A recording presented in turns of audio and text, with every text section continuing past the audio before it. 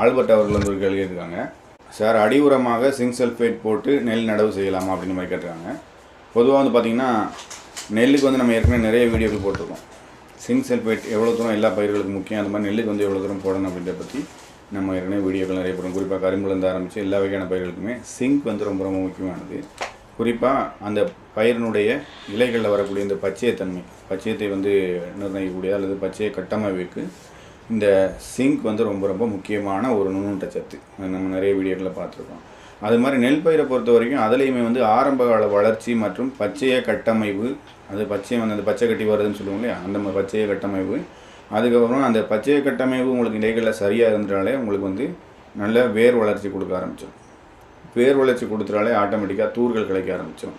தூர்கள் கிளைச்சிட்டாலே நல்ல வேர் வளர்ச்சியும் தூர்களைக்கும் இருந்துட்டாலே உங்களுக்கு வந்து பச்சை கட்டி வரும்போது உங்களுக்கு அங்கே ஆட்டோமேட்டிக்காக மண்ணில் இருக்கக்கூடிய சத்துக்கள் மட்டும் இல்லாமல் நம்ம போடக்கூடிய உரங்களுடைய கெமிக்கல் உரங்கள், ரசாயன உரங்கள் மற்றும் வந்து ஆர்கானிக் உரங்கள், அதாவது எரு, குப்பை மற்றும் வந்து கடல் பாசி உரங்கள், ஹியூமிக், இந்த மாதிரி நம்ம போடக்கூடிய உரங்களை வந்து பயிர்கள் முழுமையாக எடுத்துக்கொண்டு ஒரு நல்ல முடிஞ்சளவுக்கு நல்ல எஃபெக்டாக எடுத்துகிட்டு அது வந்து நல்ல ஒரு பலனை, நல்ல ஒரு மகசூலை கொடுக்கக்கூடிய நல்ல ஒரு வளர்ச்சியை கண்டு நல்ல ஒரு மகசூலை கொடுக்கக்கூடிய ஒரு சூழ்நிலை உருவாகும்.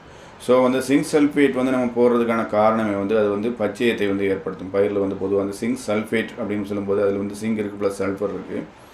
அதனால் சிங்க் சல்ஃபேட் நம்ம போடும்போதே ஆட்டோமேட்டிக்காக அங்கே வந்து நமக்கு பச்சைய கட்டமைப்பு ஆட்டோமேட்டிக்காக நல்லா வர ஆரம்பிச்சிடும். பொதுவாக வந்து நம்ம சேறு கலக்கும் போது என்ன சொல்லுவாங்கன்னா, இப்போ வந்து டிராக்டரில் வந்து சேறு கலக்குறாங்க.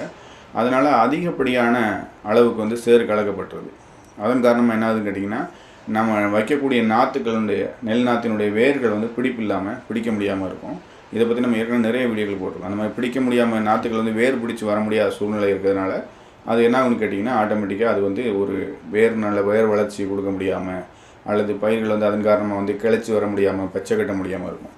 ஸோ இந்த காலகட்டத்தில் வந்து நம்ம கடைசி உழவின் போது அல்லது நடவின் போது வந்து நம்ம வந்து ஏக்கருக்கு 10லேருந்து 15 கிலோ கொடுக்கலாம். அதிகப்படி குறைஞ்சபட்சம் ஒரு 10 கிலோவாவது சிங்க் சல்ஃபேட் வந்து கொடுக்குறது நமக்கு வந்து நல்லா அந்த மண் வந்து இறுக்கம் கொடுக்கும். முதலாவது நடவின் போது வந்து நம்ம ஏக்கருக்கு 10 கிலோ சிங்க் சல்ஃபேட்டை வந்து நல்லா பவுடர் பண்ணி போடும்போது எல்லா பக்கம் போடும்போது நல்லா வந்து மண் வந்து இறுக ஆரம்பிச்சிடும். அப்படி இறுக ஆரம்பிக்கிறது மட்டும் இல்லாமல் இந்த சிங்க் கொடுக்குறதுனால வைத்த நாற்றுகளுடைய வேர் வளர்ச்சி கொடுக்க ஆரம்பிச்சிடும். அது மாதிரி வந்து பச்சையும் வர ஆரம்பிச்சிடும், நல்லா பச்சை கட்டி வர ஆரம்பிச்சிடும். அப்படி வரும்போதே வந்து நம்ம வேர் வளர்ச்சி கொடுக்க ஆரம்பிச்சிட்டாலே உங்களுக்கு வந்து ஆட்டோமேட்டிக்காக நல்லா பச்சை கட்ட ஆரம்பிச்சிடும். பயிருடைய வளர்ச்சி நல்லா சிங்க் வர கொடுத்துருக்கனால நல்லா வந்து பச்சை கட்ட ஆரம்பிச்சிடும். அது மாதிரி பயிரினுடைய வேர் வளர்ச்சி வந்துடும். வேர் வளர்ச்சி வந்துட்டாலே தூர்கிளைப்பு வந்துடும். தூர்கிளைப்பு வந்துட்டாலே நல்ல வளர்ச்சி இருக்கும். அந்த வேர் வளர்ச்சி கொடுக்கும்போதே வந்து தூர்கிளைப்புகள் வர்றதுனால நமக்கு வந்து ஆட்டோமேட்டிக்காக மண்ணில் உள்ள சத்துக்களை வந்து நன்றாக எடுத்துக்கொள்ள ஆரம்பித்து விடும். மண்ணில் உள்ள சத்துக்களை வந்து முழுமையாக வந்து எடுத்துக்க ஆரம்பிச்சிடும். அதை மாதிரி வந்து உங்களுக்கு அப்படி எடுக்க ஆரம்பிக்கும் போது நம்ம